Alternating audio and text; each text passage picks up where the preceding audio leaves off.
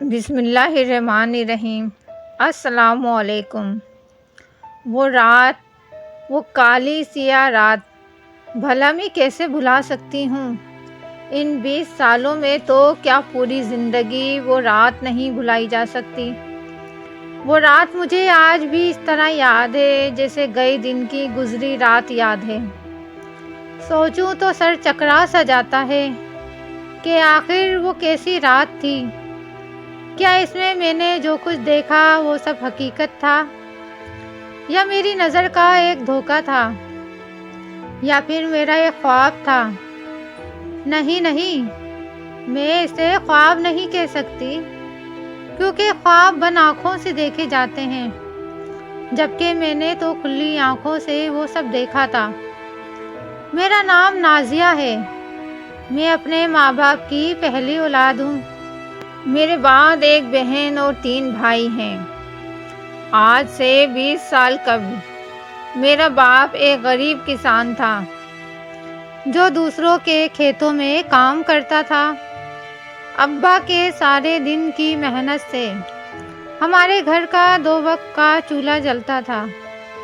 ہمارا گھر ایک بہت ہی چھوٹے سے کمرے اور کچی دیواری پر مشتمل تھا، مگر اس چھوٹے سے گھر کو بھی اماں بڑی مشکل سے سنبھالتی، کیونکہ غربت اس گھر کی اینٹ میں بسی تھی۔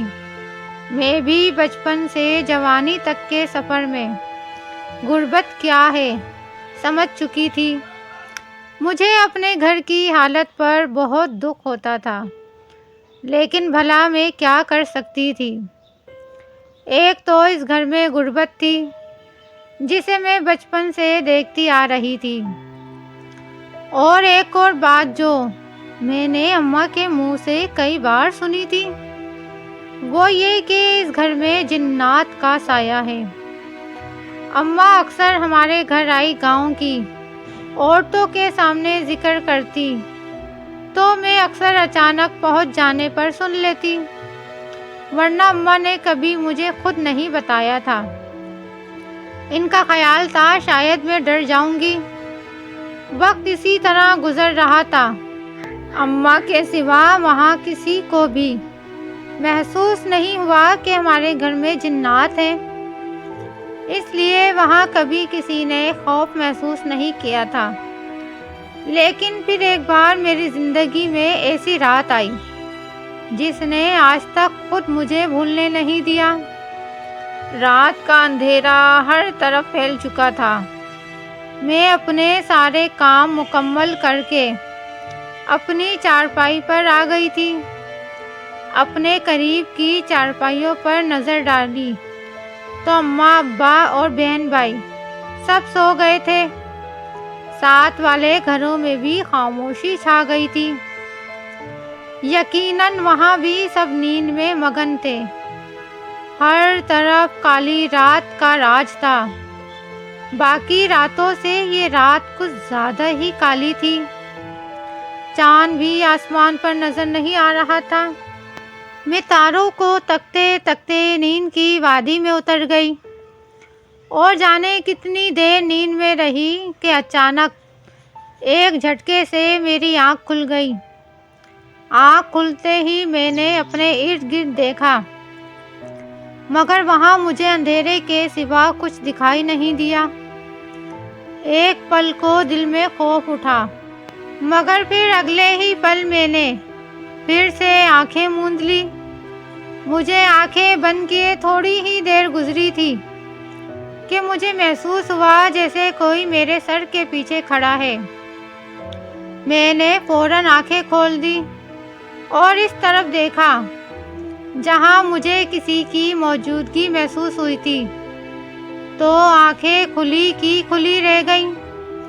میرے سرہانے بہت ہی پیارا ایک لال گلاب رکھا تھا۔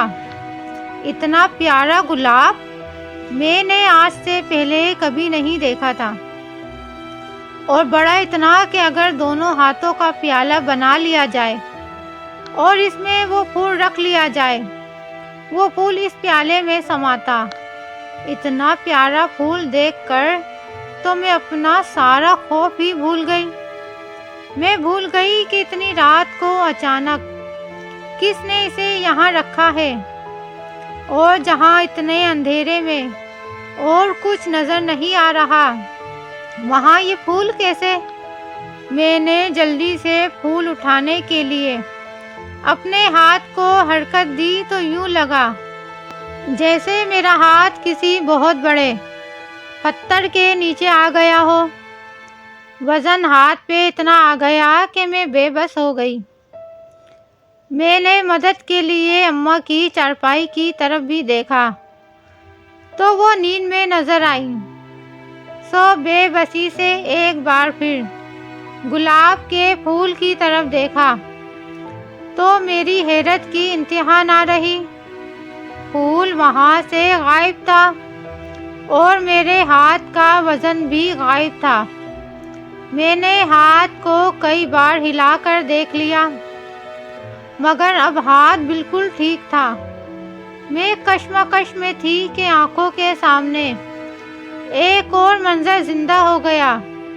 میں جس کروٹ لیٹی تھی اس طرف ہمارا کمرہ تھا اور کمرے کی کھڑکی کھلی ہوئی تھی۔ اس کھڑکی سے عجیب سی روشنی پھوٹتی نظر آ رہی تھی۔ وہ روشنی دیکھ کر میں اٹھ بیٹھی اور پھر بے اختیار چارپائی سے اتر کر کمرے کی طرف بڑھ آئی۔ جانے میرا خوف اس وقت کہاں چلا گیا تھا جو میں اس طرح بنا سوچے سمجھے چلی جا رہی تھی۔ میں نے کمرے کا دروازہ کھولا اور اس روشنی والی جگہ کو دیکھتی رہ گئی۔ سونا، چاندی اور شاید ہیرے تھے جو چمک رہے تھے، اور وہ بھی اتنے کہ کمرے کا ایک کونا بھرا پڑا تھا۔ میں بت بنی کھڑی سب کچھ دیکھتی رہی۔ لے لو نازیہ، یہ سب تمہارے لیے ہے۔ ایک آواز جو میرے لیے بالکل اجنبی تھی میرے کانوں سے ٹکرائی۔ لے لو، یہ سب تمہارا ہے۔ ایک بار پھر وہی آواز آئی تھی، لیکن میں نے ان چیزوں کی پرواہ نہیں کی اور اس آواز دینے والے کو تلاش کرنے لگی۔ مجھ پر کوئی عجیب سی بے خوفی سوار ہو چکی تھی۔ میں اس آواز دینے والے کو تلاش کرتے کرتے گھر سے باہر آ چکی تھی۔ میرے گھر سے باہر آ جانے پر وہ آواز تو ختم ہو گئی تھی، لیکن اب میرا رخ کسی اور جانب تھا۔ یہ اور جگہ تھی، بہت سے کھیتوں کو پار کر کے ایک پرانی بھٹی، جہاں مشہور تھا کہ وہاں جنات بستے ہیں۔ کوئی طاقت تھی جو مجھے اپنے ساتھ لیے چلی جا رہی تھی اور میں خاموشی سے چلتی چلی جا رہی تھی بغیر کسی چپل جوتے کے۔ میں کھیتوں سے مسلسل گزرتی جا رہی تھی اور چلتے چلتے میں تقریباً آدھا سفر کر آئی تھی کہ اچانک مجھے کسی چیز سے ایک شدید ٹھوکر لگی جس نے مجھے ہوش کی دنیا میں واپس لا کھڑا کیا۔ ہوش آتے ہی میں نے ارد گرد دیکھا اور پھر مکمل خوف مجھ پر حاوی ہو گیا۔ میں نے اسی وقت گھر کی طرف دوڑ لگا دی، پیچھے نہیں دیکھا اور پھر گرتے پڑتے گھر آ کر سانس لی۔ نازی، کیا کر رہی ہو وہاں؟ میں باہر کا دروازہ بند کر رہی تھی کہ اماں کی آواز سنائی دی جس سے میری جان میں جان آئی۔ اماں، کچھ نہیں، وہ بس ایسے ہی دروازہ کھلا تھا۔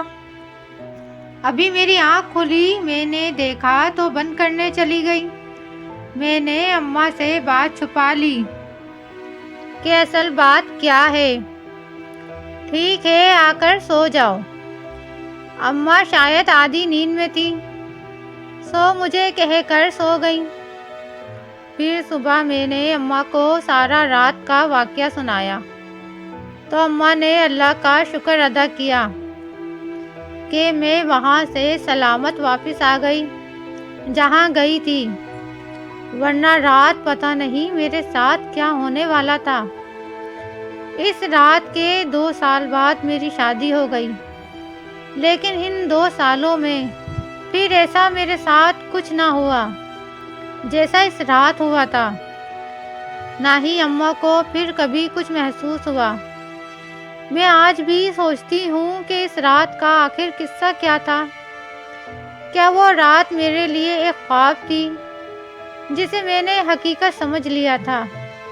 اگر خواب تھا، وہ سب تو میرا کھیتوں میں جانا اور پھر ٹھوکر کھا کر واپس آ جانا کیا تھا؟ مجھے آج بھی یہی سوال ستاتا ہے کہ مجھے وہاں تک لے جانے والے نے واپس کیسے آنے دیا، اور وہ سونا، چاندی، ہیرے، موتی اور خاص طور پر میرے قریب رکھا وہ لال گلاب، ان سب میں کتنی حقیقت تھی۔ ایسی مزید اچھی اسٹوری سننے کے لیے آپ ہمارے چینل کو سبسکرائب کیجئے، ویڈیو کو لائک اور شیئر کیجئے۔ اپنا بہت سارا خیال رکھیے۔ اللہ حافظ۔